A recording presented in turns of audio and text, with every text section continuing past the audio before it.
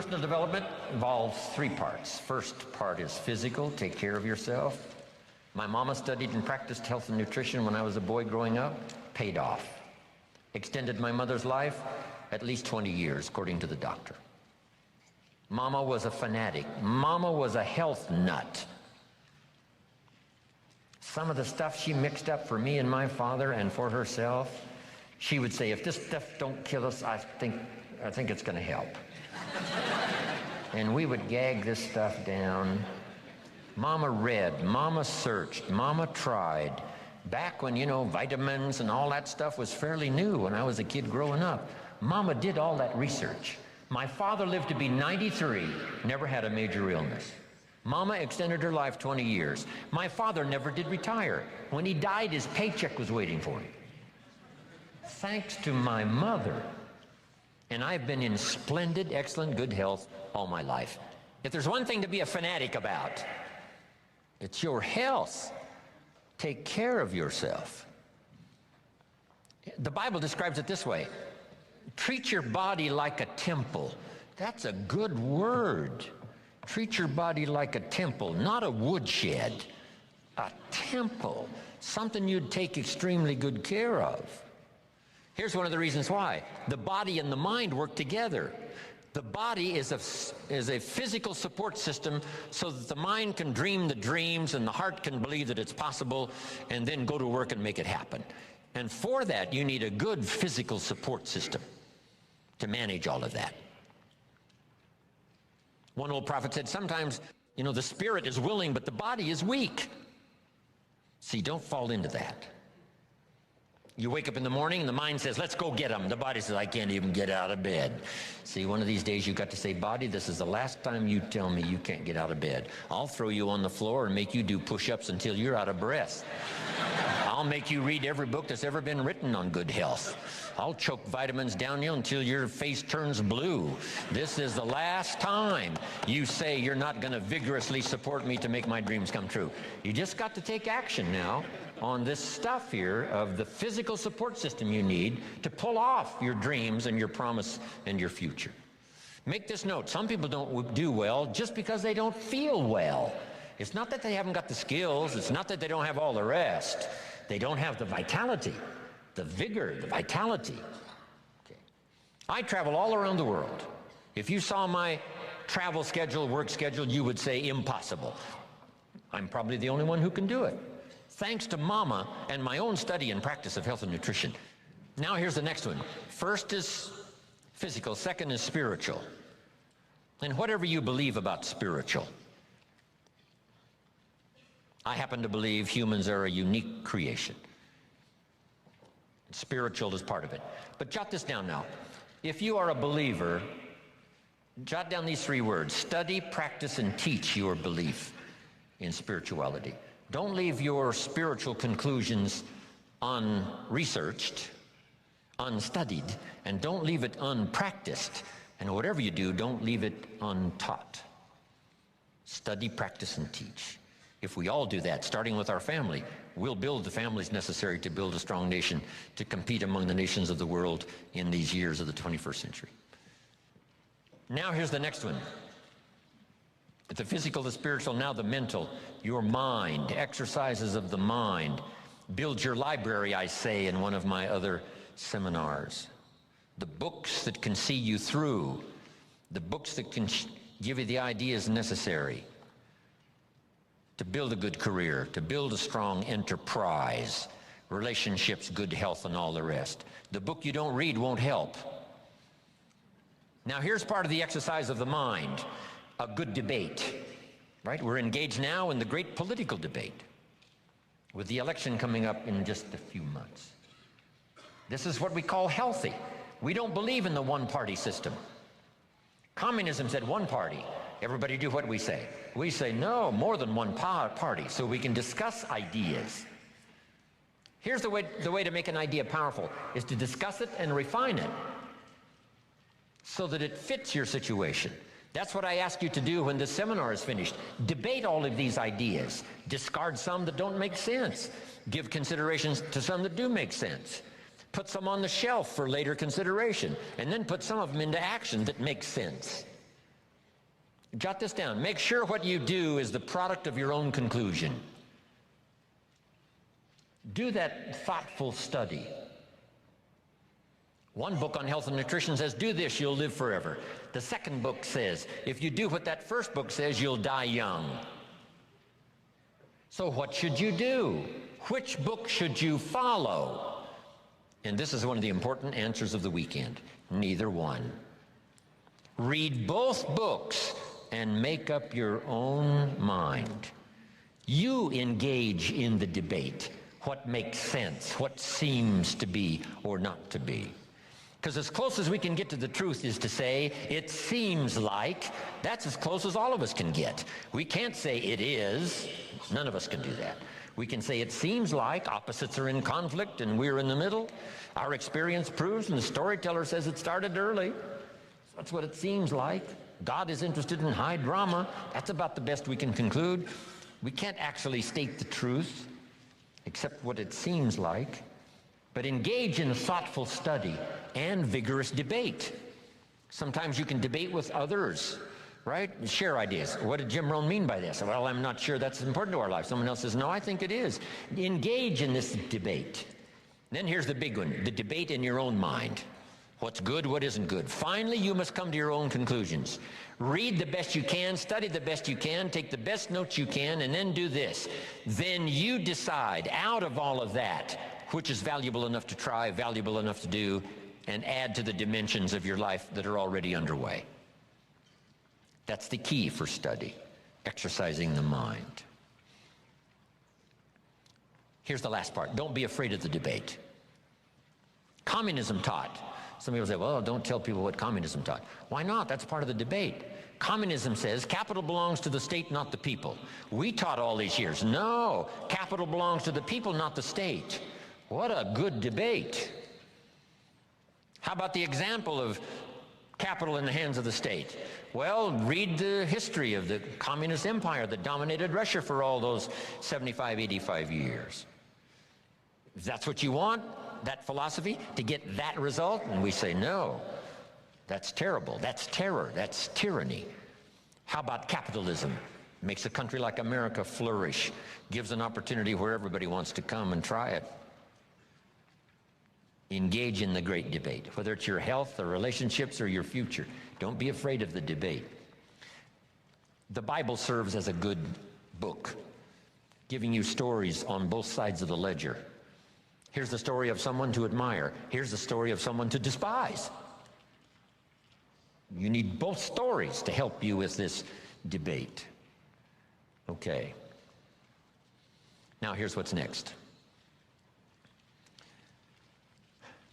Develop these 5 abilities in your personal development quest. To be the best you can be, produce all you can, far more than you need for yourself and for your family. If that's your philosophy and if that's what you want to do, something extraordinary, it's possible to live an extraordinary life. Here's the challenge, and it's going to be working here this weekend. Number 1, develop the ability to absorb, the ability to get everything. I don't know what all you've planned here, but you know, be in every class you possibly can. Just stay as long as you can. We're going to take enough breaks, I think, to make it easy for everybody. We all recognize the mind can only absorb what the seat can endure. I want you to know we are mindful of that. But the key is not to be careless in the gathering of knowledge, not to be casual in the ideas that could double your health, triple your income, accelerate your career, secure your fortune, amplify your harvest. So don't be careless in the gathering of ideas. Absorb every one you possibly can. Here's the next ability. Develop the ability to respond. Let life touch you. Let the stories touch you. Let the drama touch you. 12 months ago, I was in India. I lectured in 4 major cities in India. That was like my 4th visit to India. Once again, I was touched by the drama of such extremes of poverty and wealth. If I was given the assignment, Mr. Rohn, see what you can do with India, I would say, what could I do? What could I do? Where would you start? Let the drama of that affect you. Make you more sober in your reflections about life. And then say a prayer that what you couldn't do by yourself, maybe a collection of people can do. Maybe the future will find some answers.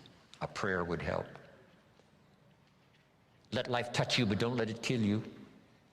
Let sad things make you sad. Let happy things make you happy. Don't shrug off always the, those times of bitterness that come and sadness that comes, and your heart is struck like a bullet, hits it. I'm not saying give in to it. I'm saying let it affect you, because that's part of the drama. The old prophet said what? There's a time to laugh and there's a time to cry. And then it said, be so sophisticated that you learn to laugh with those that laugh and also learn to cry with those that cry. Allow yourself to be touched, moved by the drama. Be touched by good ideas. Be touched by opportunity. Be touched by someone's unique little sentence that might cause you to open your eyes to see things you never saw before. Here's the next ability. Develop the ability to reflect. Part of this is in the challenge when you go home, not to just put these notes away, but to get them out maybe fairly often over the next 30 days, 60 days, 90 days, just to review the notes, to drive the ideas a little deeper, to come up with a little more refinement. And if you go back over these notes, I promise you, there is something you will discover that you just didn't have the time to discover while you were taking the notes. Because in taking the notes, you're working as hard as I am. Right? Taking the notes, trying to listen, trying to decide what to write down, how to compose it in a small sentence if I've, said a long sentence, how to edit it as you go. That's why review is so important. Go back over it again. Go back over it again. Here's what I call it. Run the tapes again. The tape in your mind and the tape from your notes, and see if you can't capture something you might have missed.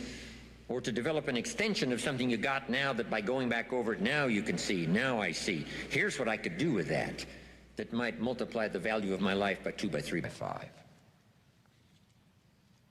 Here's a good time to reflect when the day is over. How did it go, and who did you see, and what did you say, and what mistakes did you make, and what did you leave out that you could correct tomorrow? Reflect at the end of the month. 30 days, that's when you usually do the accounting for your business and the company and the corporation. Do the accounting for your health. If you needed to lose weight, how many pounds have you lost? Just do a good reflective accounting. I'm trying to do a little study now on the value of the seventh day. Here's another thought to consider on the value of the seventh day. It says labor the sixth, and the seventh is a special day. Rest, relax, spiritual, church, family, friendships. So jot this down for the seventh day. Multi-purpose seventh day after 6 days of work. Multi-purpose. And here's one of the purposes of the seventh day, I think, is to review the previous 6 days. How did it go? Where did you stumble? What did you miss? What should you have thought of that you let pass? Who didn't you see? Just review the last 6 days. What went right? What went wrong? What's there? What's missing? Then here's what you do. Now plan the next 6 days. With this information of the last 6, plan the next 6. I call it multi-purpose seventh day. Reflect, go back over, then design, plan, refine, and deposit the experience of the past 6 days into the adventure and activity of the next 6 days. You will be absolutely surprised at the value and the productivity of your weeks if you'll start doing a little more of that. Now, here's the last 2. Develop now the ability to act. Activity now is the catalyst and the miracle piece of the process. Here's a little subject called How to Turn Nothing into Something. Number 1, first, imagine the possibilities. Imagination is the first step of the miracle of possibilities. Reality first starts with imagination. Now, it's hard to call imagination nothing, but it's not something in terms of a podium. It's not tangible. So it's hard to say how to turn nothing into something, because there isn't anything that's nothing. Everything is something, even if it's the imagination, it's something. Einstein once said, there's nothing faster than the speed of light. And Bill Bailey, one of my mentors, current mentors and longtime friend, said, maybe here's something faster than the speed of light, and that's thought. It's possible that thought could be faster than the speed of light. How fast can you think back and think ahead? I guess we can't say the exact same instant, but all we can say is it seems like the exact same instant. You know, if you don't know the truth, you can't say that's true. And if you're not a scientist, it'd be, you know, a little out of order to say, yes, this is true. But here's what it seems like. It's possible to think back and ahead at the same time. I mean, how fast is that? To think back and think ahead. But it's one of those marvelous capabilities that we all have, and in your personal development quest of getting stronger and more vital, both physically and spiritually and mentally, now use this exercise to think back and gather more experience. Think ahead how to apply it, so that the experience now multiplies in value by 2, by 3, by 5, by 10. That's key. Now, how to turn nothing into something. Number one, imagine the possibilities. Today, if we had a chance to hear everybody's testimonial of how you got where you are, some of you went from nothing to something, some of you went from pennies to fortune, and if we had a chance to hear everybody's story here today, took the time, guess what those stories would conclude? Those stories would conclude the possibilities are absolutely endless and unlimited. So number one, imagine the possibilities. Read an inspiring book one more time, how someone went from nothing to something. The story of a Sarah Alfaro who started with $1, now she's rich. Wow. The possibilities, they're unending. Now here's the next step. Imagine that some of the possibilities are possible for you. We call this now faith. Now we start with imagination, now we generate faith.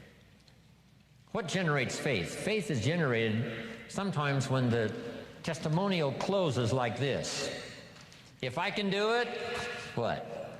You could do it. I started behind. I started under the basement, not in the basement. I started with debt, not surplus. I didn't start with pennies. I had no pennies. Debt's up to here. Finally got it turned around. Now everything's flourishing. That's what we want to hear. And then someone in a testimonial like that says, hey, if I can do it, you can do it. Here's what that does. Reassures our faith. Keep reading, keep listening to the testimonials. One, that excite the imagination as to the possibilities. And number two, helps faith to occur. That what's possible for one is possible for another. Now here's the third step in the miracle process. To deposit your imagination and faith into high activity. Disciplined activity. Not just activity, but skillful, disciplined. Take the classes to learn the skills. Get around people that'll teach you the disciplines. And then deposit your imagining the possibilities and believing that it's possible for you. Deposit that now into what we call high activity. Make this note now. Activity finishes the miracle process of turning nothing into something. Activity finishes the miracle process. I'm positive that's why the formula was given of 6 days of working miracles and 1 day of rest, to ponder how it's going. How is my miracle working process working? Have I missed some? Devote 6 days to the working of miracles, the 7th day to rest and reflect and go back over, and a bit of study. Yes, spiritual. Yes, church. Yes, synagogue. Yes, family. Yes, social. Yes, friends. But see if you can't now come up with a plan to increase your activity or refine your activity, sharpen it so that it produces major results. Here's the next one. Take joy in the work. I couldn't wait to get here today to share my story one more time. I'm already pondering the testimonials that may come out of a class like this next year, a year from now, 5 years from now, if I happen to meet some of you and you say, on that summer weekend in Anaheim, I finally got it. The lights went on for me. Something you said and something someone else said finally made sense. And I hooked it together, and here's what's happened. That's going to be extraordinary. Right? That's why we're here, to do this work. I was excited this morning about being here. Couldn't wait to hear what I've got to say. A lady asked me one time, she said, Mr. Rohn, over the last few years, I've been to your seminars now several times. Every time I see you, you're all excited. Things seem to be going great for you. How do you stay so excited all the time? And I said, I think it's because I attend all these seminars.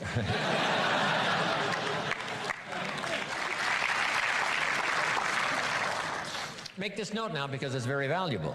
If you struggle to make something clear for someone else, it helps to make it more clear for you. If one person listens and one person speaks, there is the opportunity for transformation for both. The listener to be enlightened, to see something he never saw before, but the speaker to be better educated on how to present it by struggling with the language. Words are clumsy sometimes when you try to express what's going on in your head, let alone your heart and spirit. But the more you struggle to make it clear, the clearer it gets for you, so that both the listener could be transformed by what he hears, and the speaker could be transformed by the exercise of speaking, trying to make it clear. We're going to talk later about communication.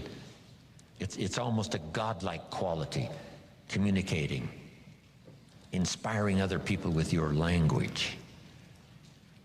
Here's the last one. Are you ready? Say, I'm ready. Ready. For the last one, develop the ability to share. Not just your money and your resources. One of the biggest things to share, of course, is your time, because you're limited on time. You can't get any more time. Big decision for me to make, to come spend this weekend with you instead of with my children and my grandchildren. Right? I'm already wealthy. I don't need the money. So why would I come? Because my children and my grandchildren know this is part of our collective experience.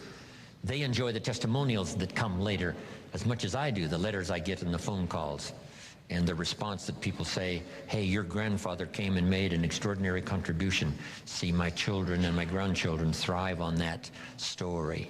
So they were willing for me, instead of being in Carmel, sitting on the sand at the ocean where my grandchildren live, I'm here in Anaheim, California, spending this time with you. But I gladly do it. Here's why. It's an investment time for me to share, so that later comes the harvest. One, the harvest is by working hard to make it clear for you, I'm getting as much as you are. But then later, hearing the testimonials. So I'm asking you to do the same in every format possible, whether you're asked to do training, whether you're asked to do teaching, whether you're asked to make a speech, always say yes to the best of your ability, so that you'll have one more time to share, one more time to help somebody lift themselves from poverty to success, from doubt to faith, from illness to health, from skepticism to belief. One more chance, person to person, or class to class, or a little Sunday morning class, or a little home meeting, or a personal conversation at Denny's coffee shop. Tell somebody something good, something valuable. The payoff for you is in the attempt and the learning experience. And then the payoff later is to get someone's testimonial that's got your name included. Hello there, and welcome back. Okay, I know this module contained a lot of information, but hopefully you took some great notes and utilized your workbook and followed along with Jim, because there's an abundance of ideas for you to consider. Ideally, those ideas will inspire you to become the person you need to be in order to attract the level of success that you want. And if you watched my introduction at the very beginning of this course, you did watch it, right? Okay, great. Then you should remember that this is the key philosophy that forever changed my life. Recall that I once believed success came from doing more, not from becoming more. Once I understood that success was something that you attract by the person you become, I was able to stop making a living and start designing a life. So, what about you? Did Jim provide you with any keys that could transform your life from ordinary to extraordinary? Are there any abilities that you need to develop or conflicts that you need to resolve? If you are toughing out a harsh winter and are not truly satisfied with the direction your life is headed, what changes do you need to make? And for those of you who are experiencing the warmth of summer, are you prepared to do the work necessary to reap an abundant harvest down the road? And know that your work has only just begun. You're halfway through this 10-part series, but this is no time to slow down. Over the next several weeks, you'll receive Jim's best advice about the power of effective communication, how to create wealth and achieve financial independence, and a topic that I am personally extremely passionate about, time management. I hope you're ready for an exciting race to the finish line, and I'll see you next week.